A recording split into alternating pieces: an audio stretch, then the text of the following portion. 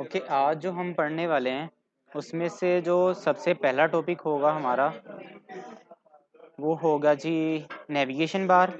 उसके बाद drop down और नंबर थर्ड पे आपकी होगी इमेज गैलरी। ठीक है, ओके, वन बाय वन। सबसे पहले navigation bar. Navigation bar,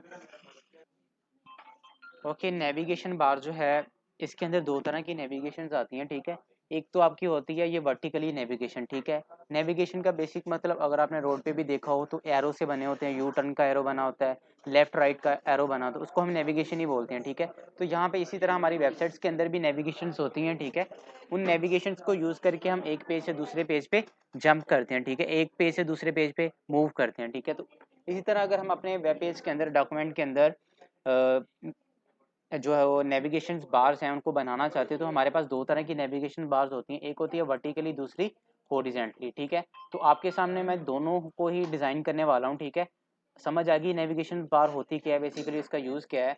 okay, मैं जाता हूँ अपनी प्रैक्टिकल फाइल के अंदर। यहाँ पे वेब पेज 3 4 और CSS, इसका नाम मैं रख देता हूँ जी navigation.html। इसको ओपन करते हैं अपने ब्राउज़र के अंदर, अपने एडिटर सबलाइन के अंदर। उसके बाद जी बेसिक स्ट्रक्चर, इसका टाइटल मैं सेट कर दूंगा नैव बार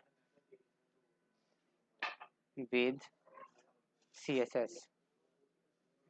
ठीक है, ओके, यहाँ पे सबसे पहले नैव बार बनाने के लिए आपके पास यूज़ होता है नैव का टैग। ठीक है, नैव के टैग के अंदर आपने यूज़ करनी है एक अनऑर्डर लिस्ट। ठीक है, अनऑर्डर लिस्ट यूज़ करने के बाद आपने लगानी है लिस्ट आइटम। ठीक है, लिस्ट आइटम के अंदर आप लिंक भी लगा सकते हो, मतलब लिंक के अंदर डाटा शेटा लिख दो। तो मैं लिंक नहीं, मैं सिंपल इसी को यूज़ कर रहा हूँ, लिस्ट आइटम को। यहाँ पे मैं लिख दूंगा होम।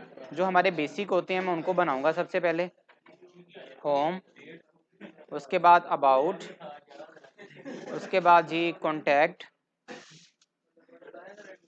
उसके बाद जी लास्ट हमारा होगा लॉगिन। ठीक है, तो अभी सिंपल आपको इसका व्यू दिखाऊं तो अभी हमारे पास जो है सिंपल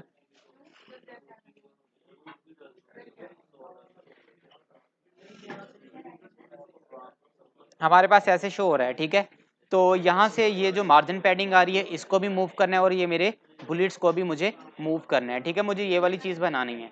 ठीक है, ओके, सबसे पहले मैं बुलेट्स ख़त्म करूँगा। बुलेट्स ख़त्म करने के लिए मेरे पास स्टाइल के अंदर एक प्रॉपर्टी है जी अनऑर्डर लिस्ट हो और उसके अंदर लिस्ट स्टाइल टाइप नन हो। ठीक है, लिस्ट स्टाइल टाइप नन करूँगा तो ये मेरे बुलेट्स रिमूव हो जाएंगे। ठीक है, इसी तरह मुझे क्या करना है, इसकी मार्जिन को भी 0 और साथ में पैडिंग को भी 0 कर देना है। ठीक है, 0 करने के बाद रिफ्रेश करता हूँ तो मेरे ये मार्जिन पैडिंग ख़त्म हो चुकी है। ओके, इसके बाद मैं क्या करूँगा जी, यहाँ से नैव, ठीक है, नैव का बैकग्राउंड कलर कर दूंगा ब्लैक। ब्लैक के लिए वैल्यू हेक्सा के अंदर रिफ्रेश, तो ये ब्लैक कलर हो चुका है। ठीक है, टेक्स्ट कलर मुझे इसका करना है जी कलर वाइट। वाइट के लिए हेक्सा वैल्यू FFF रिफ्रेश, ये वाइट हो गया। ठीक है, अब मुझे ये चाहिए एक लाइन के अंदर, तो इस पर मैं क्या करूँगा, सबसे पहले जाऊँगा लिस्ट आइटम।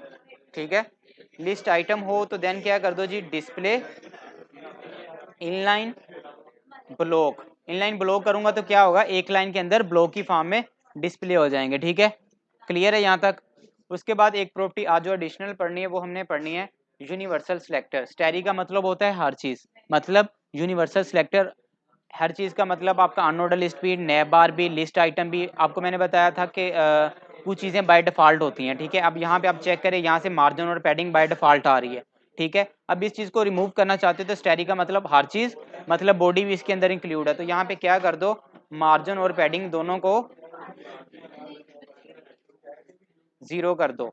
सेव करके रिफ्रेश करता हूँ तो ये मेरा इसके साथ अटैच हो चुका है। अब मुझे थोड़ी सी मार्जिन ऊपर पैडिंग ऊपर से भी चाहिए और लेफ्ट और राइट से भी चाहिए। तो यहाँ पे सिंपल मैं लगाऊंगा जी लिस्ट आइटम। उसके अंदर क्या हो जी, लिस्ट आइटम है तो सबसे पहले पैडिंग, पैडिंग होनी चाहिए मेरी टॉप और बॉटम से 10। px, राइट और लेफ्ट से होनी चाहिए ये 8px। ओके जी, इतनी करके इसको सेव करता हूँ तो मेरे पास ये चीज़ बन जाती है। ठीक है, उसके बाद मुझे इसका फ़ॉन्ट साइज़ इंक्रीज़ करना है, तो फ़ॉन्ट साइज़ के लिए फ़ॉन्ट साइज़ की प्रॉपर्टी और इसको करूँगा 2 एम्फेसाइज्ड EM। ठीक है, 2 EM कर दूंगा तो देन इसका फ़ॉन्ट साइज़ भी इंक्रीज़ हो जाएगा। ठीक है, उसके बाद मेरा इफेक्ट रह गया जो हमने कल पढ़ा था सूडो एलिमेंट्स, लास्ट लेक्चर में हमने डिस्कस किया था कि इस पे सूडो, ये यहाँ पे स्पेस चाह रहे हैं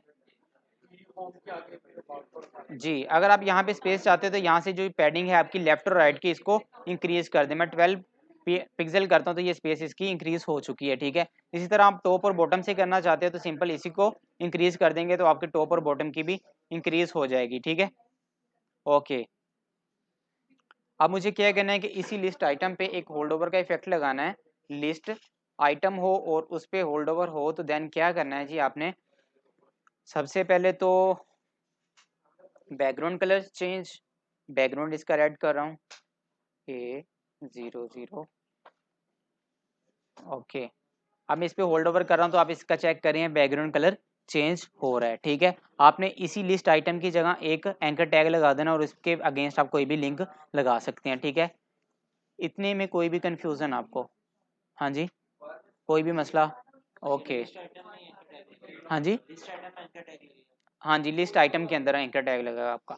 ओके, नेक्स्ट इसी को अगर आप चाहते हैं कि ये मेरी वर्टिकली नैप बार बन जाए तो आपको यहाँ से क्या करना है, डिस्प्ले ब्लॉक, डिस्प्ले ब्लॉक करूंगा तो आप चेक कर सकते हैं अब मेरा ये वर्टिकली बन चुकी है। ठीक है, जैसे ये वाली नैप बार है सेम वही वाली है। ठीक है, अब आप चाहते हैं इसकी विड्थ कम करना चाहते हैं तो सिंपल आप नैप के अंदर आएँ और नैप के अंदर आके इसकी जो विड्थ है वो परसेंटेज में 20% डिफाइन कर दें तो देन आप चेक कर सकते हैं इसकी जो परसेंटेज कम हो गई, ये वर्टिकली नैप बार भी आपके पास बन चुकी है। वर्टिकली और हॉरिजेंटली दोनों का हमने प्रैक्टिकल कर लिया। ठीक है, आपने कल को यही बनानी है। ठीक है, रेड और ग्रीन का इसका ब्लैक और रेड का ही जो कलर स्कीम है इनको यूज़ करके आपने दोनों प्रैक्टिकल करके दिखाना।